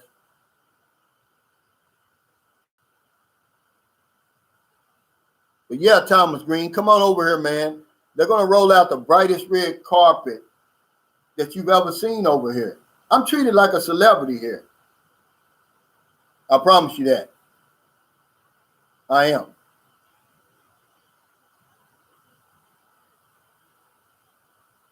Nicholas Cherry said, let's get John on the live tomorrow. Drunk. No, John said he's not coming on our live anymore drunk. Because if John's not drunk, I promise you this, there's not a better 1-2 punch in the Philippines blogs. Now, it may be somewhere else, but in the Philippines, we're like peanut butter and jelly, man. Oh, no problem, Nicholas, man, you deserve it. Mark said dating in the Philippines is like hunting in a petting zoo. Jose Villanova says, which market? Hot in Texas. Pass out asleep and just woke up to Calvin advising where to find the right women. Yeah, I'm just saying, he asked, was that Brian Nichols said it was a good place to meet women in malls. And that's where they're going to be. You're going to see droves of them in the mall. But remember, they're putting on their best to go there. They become somebody else, They've saved up for a week or two to get there. They're eating in these nice restaurants, man. You're just going to have a hard time, man. Now somebody's going to get on here and say, oh, I met my wife at the exception. Remember, always just proves that the rule is correct. But I'm just saying, when I see the most beautiful women, man, they're right there in their natural environments at the market because they're there, they're buying the rice, the vegetables, and that sort of thing. They're not putting on no airs. They're not going to wear no nice stuff in that place. Fish juice on the ground, half naked pigs hanging around. They're not going to get dressed up and stuff like that. Yeah, Kona Ranger, he said they shop with many friends. Yeah, and see, that's going to throw them off. You're not going to get, unless they got a chubby one with her, and you call her over and say, hey, tell her that I really like her or something like that. Clayton Murray said, Alvin Costello, he's at Beavis and Butthead. You mean sunshine shoulders and moonshine shoulders. That's what we were before, but, that's what that's what we are. Sunshine shoulders and moonshine shoulders. Oh, yeah, Thomas Green. He asked me, guys, are the Filipino women traditional women? Are they masculine? No. That's the reason we love Filipino women. This is one of the last places on earth, man, where women are women. They don't mind being women, man. They're very feminine, and that's what we love about them. Yeah, I love LaChon, moonshine shoulders. Yeah, that's John, moonshine shoulders. Timothy McNamara, he said, would the less attractive women have better personalities? No, see, believe it or not, a lot of these women over here have never been told that they're beautiful. Now, it's a little bit different than when I first came over here to now, Timothy, because the world has been telling the Filipino over and over and over for the last 10, 12 years how beautiful they are. But they're very humble, man, and a lot of them don't even know they're good looking. And remember, it's in the eyes of the beholder. Sometimes you tell these women they're good looking, they think you're lying, because they don't think that they're good looking. Yeah, Thomas Green said, very good. I love it. Yeah, I love the China Captain got joke. No, really, man, that's what we are. We're sunshine shoulders and moonshine shoulders. Okay, Nicholas Cherry. I hope you got some company in there. Hey, Simply Akers, yeah, send me an email, calroach1@gmail.com. Let's get together. Now, I may even have you on my channel, Simply, and interview you and ask you really, let me dig into the man of a Filipino, really, and give us some answers, because I'm just basing it off my experience. You are the Filipino, And what's the name of your channel, Simply Akers, so I can give you a shout out?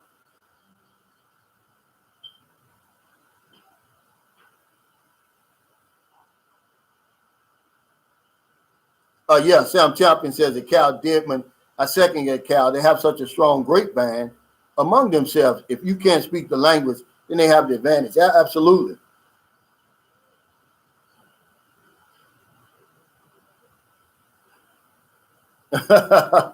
James Lyon, you're funny, man. But yeah, but see, that's what happened.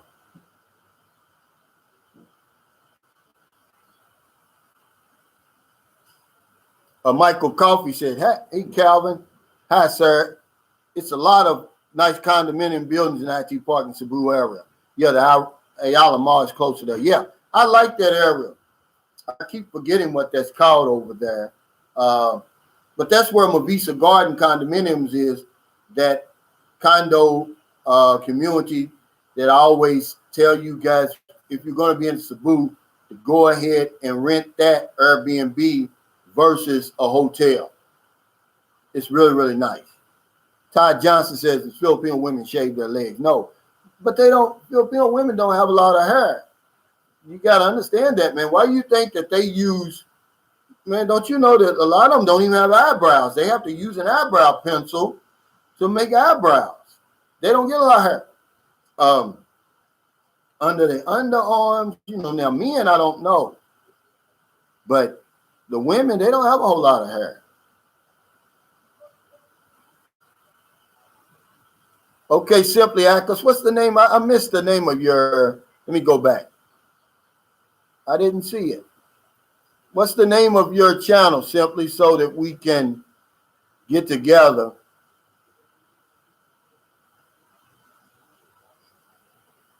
Okay, John Gomez, he said, teach us one word in Philippines each stream, please. Okay, this is a real easy one. Salamat. It just means thank you. And if you say that to somebody, man, I've been over here on and off for 12 years.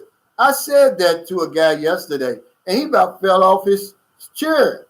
He thought that I could really speak Visaya, but I can't. If you just say one word, salamat, to them, that means thank you. They go crazy because they really like when you come over here and really get involved in their culture, respect it, and trying to learn the language is part of respecting the culture, man. They love you for that, man. It's not like in America, man. If you come over there, you better learn English. You better not speak your language in the land, in Walmart, J.C. Penney, or one in places like that, man. We're going to be on your case. Not me, but just Americans. We force you to learn the language. Over here, they don't. They think it's a compliment just for you to just say just a few words, man. So, salamat, John. Yeah, Smooth Will. He said Filipino women draw their eyebrows on. Yeah, they don't have a whole lot of hair. So, no, they don't shave their legs. I've never seen. Now, they shave the other. That's the only place where they can grow hair, and most of them shave that. But I already told my woman, I don't like, the only bald head in this house is going to be mine. You better grow a little landing strip down there so I can see. Yeah, John, he's right. He said Calvin's right. The locals love it when you speak their language, just a little bit of it. And, I can say just a few things and really trips them out. Like, okay, salamat, that's easy. Gamay means just a little, because they'll say, oh, you understand Visaya or Tagalog, and you say gamay, just a little bit. And remember, it's a lot of different languages over here. What I'm saying is, I can go right up to Lackawanna Island, and Ma'ayong Buntag means good morning here in San Carlos City. In Lackawanna, which is only 3 hours away from here, guys, it's a totally different language, man. You know, there is no one Philippines here. And I think that's the biggest lesson you're gonna learn when you get over here. You'll go up there, and I was like, my own boontak. Everybody, they was looking at me like I'm crazy. Like, what are you talking about? There is my own aga. See, and because I was wondering, I was like, why is all these people saying good morning to me, good afternoon, good evening? They were not saying what they say here. But yeah, there's not one Philippines here.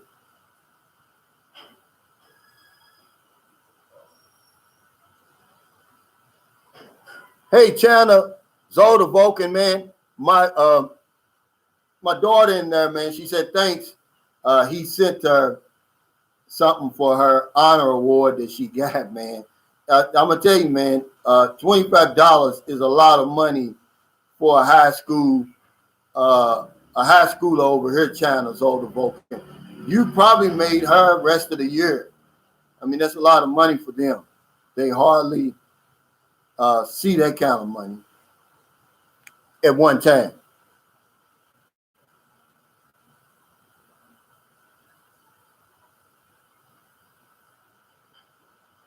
Okay, Mike D says, I have melasma due to a high percentage of native blood. Black folks know what I'm talking about. The others mentioned before as well. What do you mean, you're dark skinned or what? You know,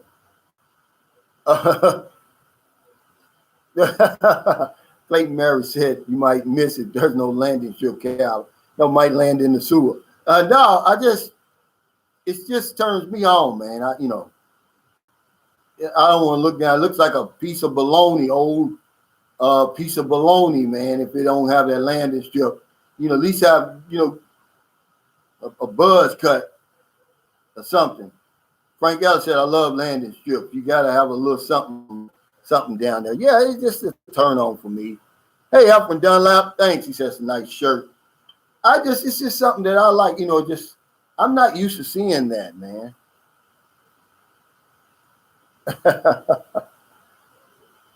Oh, okay. Melasma, a darkening around the eyes. Yeah, I sort of got that, but I think I got that Michael Jackson thing going on the older I get. See, I kind of got, my skin is kind of lighter around here in my eye, because right before me and, my American wife, ex-wife, I was married to for 18 years. They always try to put you down. She called me, you're looking like an old raccoon, she told me. And I didn't, I just took it. Because I didn't want to tell her, I didn't see any point in calling her, a fat slob. So I didn't do it. John Gomez said, you like a fur burger. Yeah, I just like something down there, man,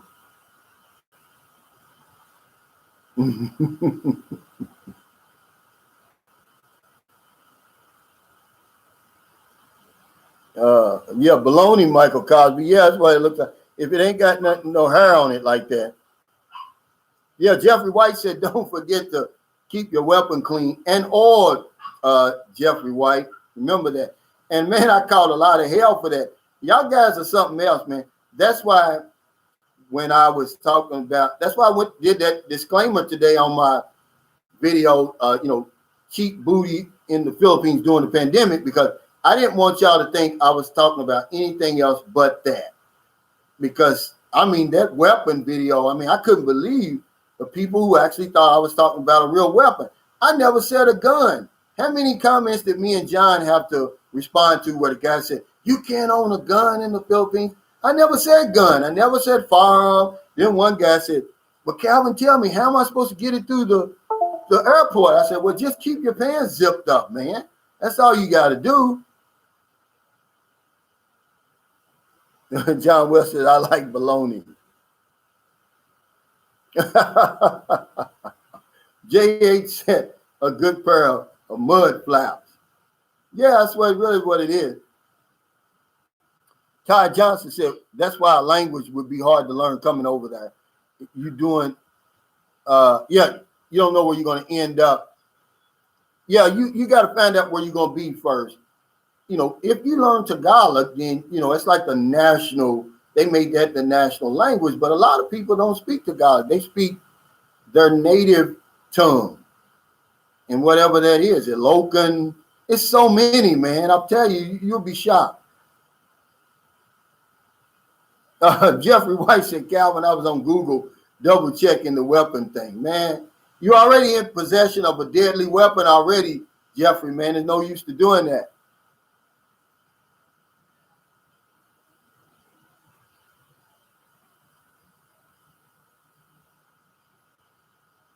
Thomas Green said, where are you? I'm in San Carlos City, Negros Occidental. I'm about 4 hours north of Dumaguete, and I'm about 2.5 hours east of Bacolod City. I guess that would be then another 2.5 hours west of Cebu City. But I'm right across the bay from Cebu Island. It takes about 45 minutes on the fast craft. Yeah, Jeffrey Tedder. He said sunshine and moonshine. He said that's catchy. I said, I don't drink.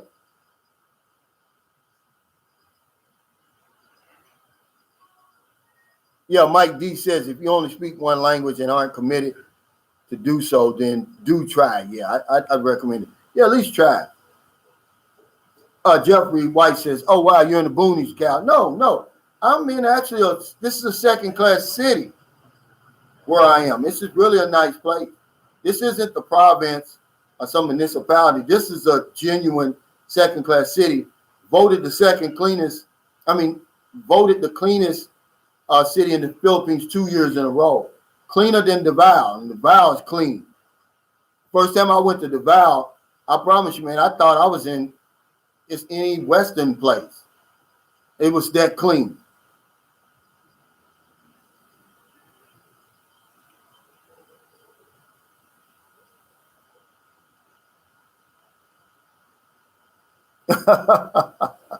George said yes in the video. I said it's better to have a double barrel shotgun because you can blow your load twice. Yeah, but hell, you'd be a disfigured, a double barrel. Jose Villanova says, so women use circle cucumbers and face cream at night to help remove the black around the eyes.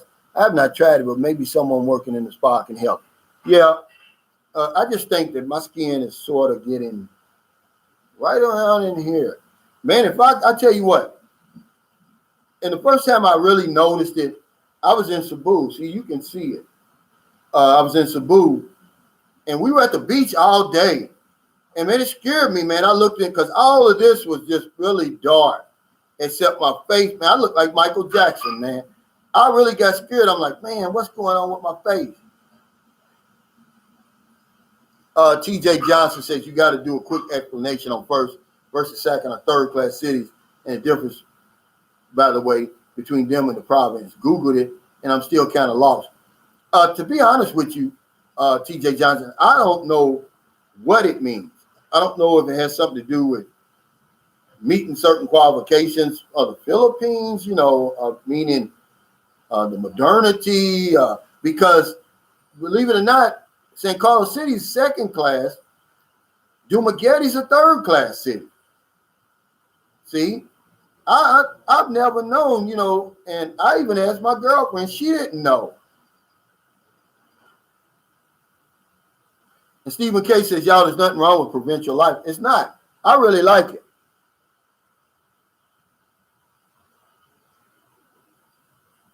Let's see. Yeah. I really like province living, but I just wouldn't suggest it for somebody just now coming over here. That's all I'm saying.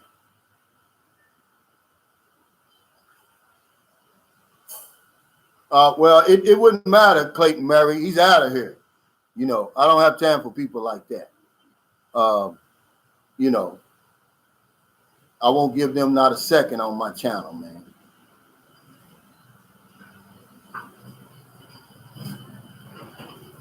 Yeah, TJ, we're confused, man. I never knew what it meant, but I can I think the higher it is, the more modern it's going to be, the more cleaner it's going to be.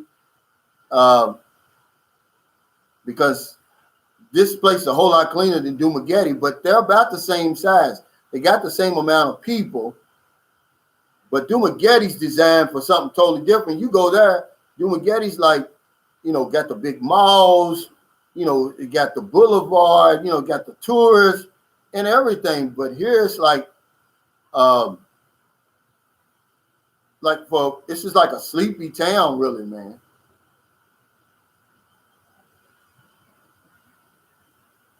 Mike D said Duma is third class for a reason. Even the Philippines looks down on foreigners going there. Well, not really, man. I like Dumaguete. I'm gonna tell you something. I really love Dumaguete.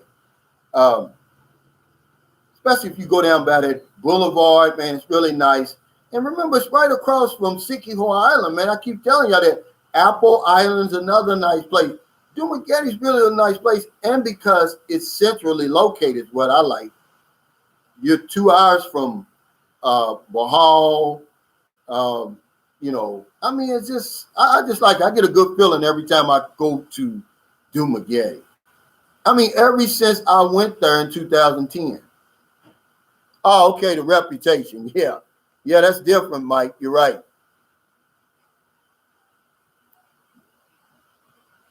Yeah, I love the province, but depending on what province you're talking about. Man, some of this province over here, man, you guys can't deal with it. It's so many different provinces. I take you where my son lives, up in the mountains in Naga City, Cebu. Man, you can't live up there. Care how much you say you like the province. You can go in Cebu land above, above Dumaguete. Man, you can't live up there, man. But it depends on what province you're talking about and what you consider the province. But some provinces, it's nice, man. It's just like living on a big farm. Remember, I was telling you about Miagao, Iloilo. They consider it a municipality, but it's really the province.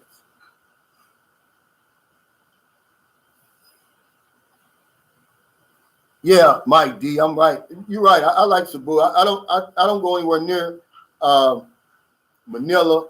I like to go there to visit, but I'm gonna go beyond there one time just to see what's up there. I've been to Tagaytay, I've been to Batangas, and I was dating a woman, I think she lived in Cavite, but that's about it.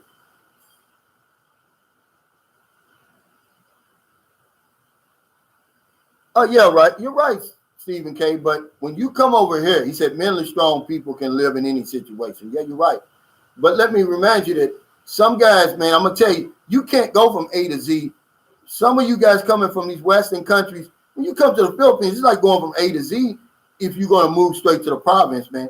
You're not going to get it right away, man. You're not going to get that good Wi-Fi, everything that you're so used to at home, man. I think it's sort of a process, man. But if you're a country boy at home and you simple there, then you probably ain't gonna have a hard adjustment moving straight to the province.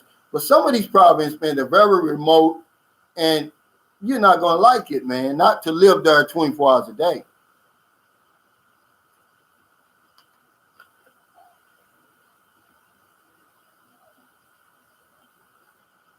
Exactly, Sam. See, that's what I'm saying.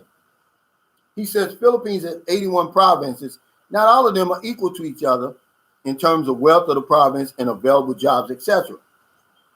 And when you go there, some of these provinces, all you got to do is, okay, when you go from here to Bacolod or here to Lackawanna Island, you're going to pass through provinces, man, and you're going to see what it's like there. And you're going to be like, man, I can't live here right off the top.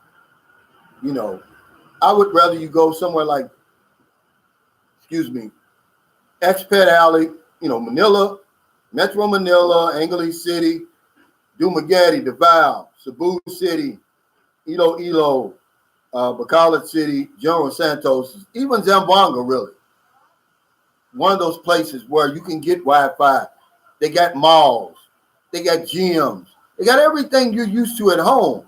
And then get your feet wet, sort of know a little language, sort of get, comfortable being here and get all the myths and all that stuff out of your mind about whether you're safe or not and all that. See, once you gain your footing over here, then okay, yeah, go to the province, go to one of these little municipalities. You'll be better prepared, Stephen K., for that sacrifice you're talking about. China's older Vulcan says best in quality and price, then next in quality and price, and next in quality and price. Classes of quality and price for the beholder. I guess it is sort of like what these first class and second class, I guess it is the quality of living here. I never thought of it like that. Paul Smith says, I always think of the Marlon Brando character when I envision the provinces. But some provinces are really, really nice, man. Like I said, they're not equal.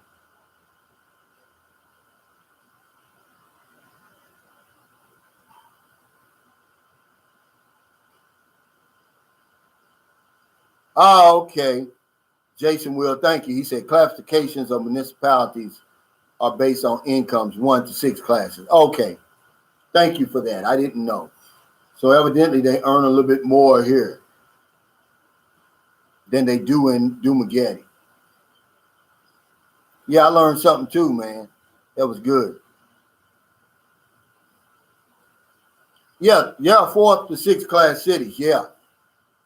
And a lot of them are these provinces that they're talking about, are cities way out there.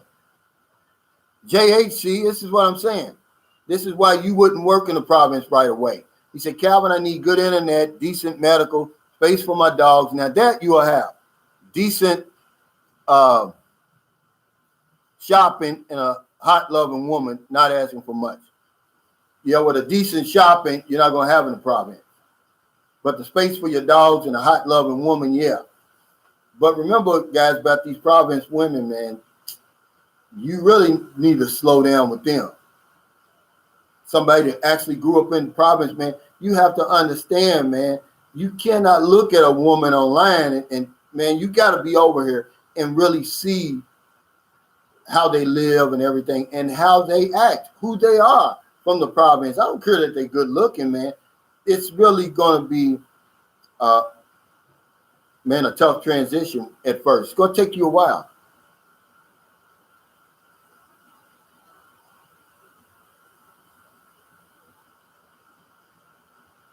Yeah, Raymond Walker said Manila's too busy. Takes forever to get anywhere. Cebu was a lot nicer. Yeah, and that's why I did a video. Your first introduction to the Philippines should be in Cebu, man. I'm not telling you what to do. It's just my suggestion. If I'd have flown into Manila the first time, man, got caught in that traffic and all the other stuff that goes on in Manila, I don't know if I'd ever came back. It's just an easier transition when you go to Cebu. The airport is right there. You're only like less than 5 minutes, maybe a 3 to 5 minute taxi ride till you get to Lapu-Lapu, that main road, and then you're on your way to Cebu.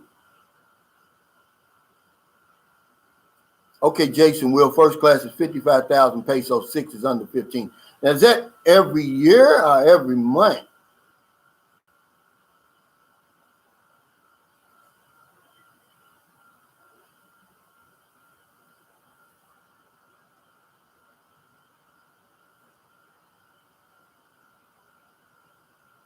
Okay, John Gomez said, where's Moncton, Newtown, Ellis? Well, when you get out, when you come over from Cebu, it's way back in that Moncton area, man. Moncton, man, it's got a province. But when you land in Cebu, you're really landing in Moncton, okay? Island. It's across from Cebu, but it's part of Cebu. And then you go way back, Putanganyo. That's where that Moncton Newtown is. I mean, it's a long, old, winding road. You go way back because I had an Airbnb back there one time. It's way out the beaten path.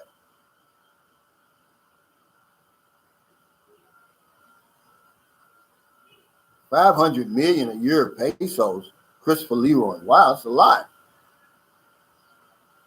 A million being about 20,000. Hey guys, let's hit the thumbs up, man. I want to thank you. I got about 5 minutes and 12 seconds left because I'm going to do this electronic community pantry, and I got to go to the store and get the two 1,100 peso boxes of groceries. Thanks everybody for your super chats, your super stickers, your thumbs up, just for joining me today. The next time you see us live, it'll be Friday. Me and John, the John and Calvin show, the Sunshine Shoulders and Moonshine Shoulders hour, or whatever it is. I really, really appreciate it because without y'all, man, I'm nothing, man. So in America, man, it's late already, man. I hope you help somebody before you got in bed. But if you're on one of them late grocery runs, beer runs, weed runs, just getting off second shift, or you on your lunch break, and you see somebody on the street, buy them something to eat, buy them something to drink, give them a few dollars. In the Philippines, it's 11:24 a.m., almost 11:25. You got the whole rest of the day to go out and find somebody to help intentionally. Our electronic community pantry giveaway has been so popular because people are basically starving over here, man. They need our help. Because if I don't know anything else, I know this one thing for sure. When we help other people, we help ourselves. Take care, stay safe, stay COVID free. I'll see you next time. John said he's got a surprise for Friday. So let's look forward to that, John. No tender-wise surprises, because I think you gave me enough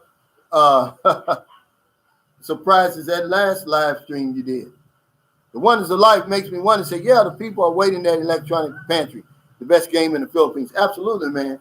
I just put a spin on it. But hey, guys, anybody who reads, before I get off here, read the article from Manila Times. I'll put in the link, guys, from the guy. He's talking about some of the,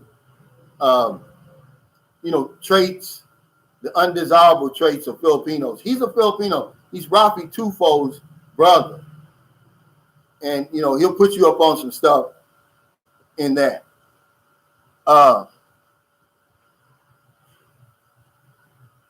And another thing, because I got 2 minutes or something. People always talk about, I'm not going to take care of the family and this and that.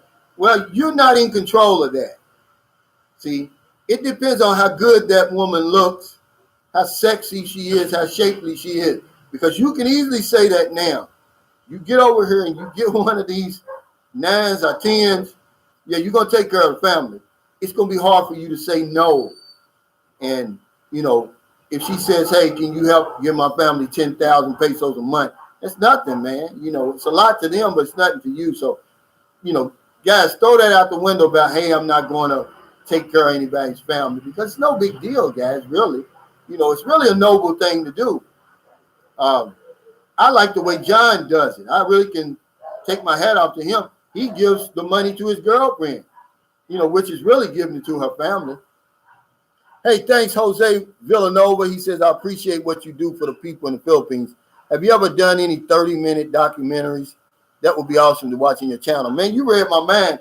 I'm thinking about doing something like that and editing and all that, because my videos aren't edited. They're basically just live. I record them and then put them out there. But you read my mind, man, because I was thinking about that yesterday. Thank you, Jose. I really appreciate it. Thank you, Jeffrey Wright, for that super chat. We still got 1 minute and 19 seconds, guys. But yeah, Frank, you got to draw the line, but don't just go into it saying, I'm not going to help with her family. That's all I'm saying. Because it's really not up to you. Once you fall in love, man, you're going to do whatever the girl tells you to do, basically. But you got to draw a line, yeah, but knowing what you know already, you come into the Philippines, the people are struggling more than likely.